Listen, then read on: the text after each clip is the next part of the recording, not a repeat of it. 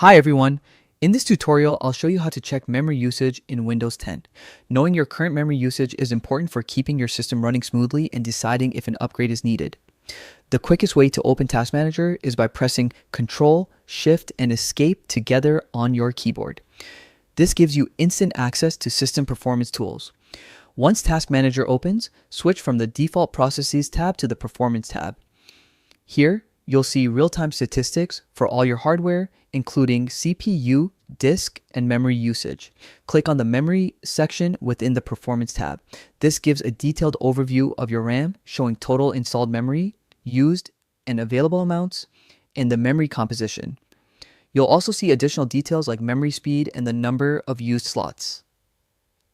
This information helps you determine whether your current RAM setup is adequate or might be causing performance issues. If you notice your memory is often running high, consider closing unnecessary applications or upgrading your RAM to improve system performance.